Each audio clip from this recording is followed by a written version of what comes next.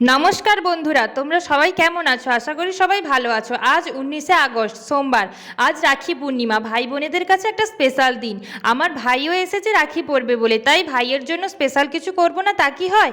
তাই আজ বানালাম মতিচুরের লাড্ডু, আর সেটা তোমাদের সাথে শেয়ার করলাম। প্রথমে কিছুটা বেসন নিয়ে তাতে জল দিয়ে একটি ব্যাটার রেডি করে নেব। এবার কড়াইতে তেল দিয়ে অল্প অল্প করে ব্যাটারটি দিয়ে পকোড়ার মতো ভেজে তুলে নেব। এবার পকোড়াগুলিকে মিক্সার জারের মধ্যে দিয়ে গুঁড়ো করে নেব। একদম মিহি গুঁড়ো নয়, হালকা দানা দানা রাখতে হবে। এবার কড়াইতে 1 বাটি চিনি ও 2 বাটি জল দিয়ে একটি সিরা বানিয়ে নেব। ওই সিরার মধ্যে কয়েকটি এলাচের দানা ও রঙের জন্য অল্প হলুদের গুঁড়ো দিয়ে দিয়েছি। আপনারা এখানে ফুড কালার ইউজ করতে পারেন। সিরাটি তৈরি হয়ে গেলে ওর মধ্যে পকোড়ার গুঁড়োগুলো দিয়ে দিয়েছি এবং কাজু বাদাম গুঁড়ো ও চালমগজ দিয়ে ভালো করে মিশিয়ে নামিয়ে নিয়েছি। শেষে অল্প ঘি দিয়ে মিশিয়ে হাত দিয়ে গোল গোল করে লাড্ডুর শেপ দিয়েছি। এইভাবে আপনারাও নিজেদের ভাইয়ের জন্য মতিচুরের লাড্ডু বাড়িতে বানাতে পারেন। ভিডিওটি কেমন লাগলো প্লিজ কমেন্ট করে জানাবেন এবং ভিডিওটি ভালো লাগলে চ্যানেলটি সাবস্ক্রাইব করে আমার পাশে থাকবেন। Thank you.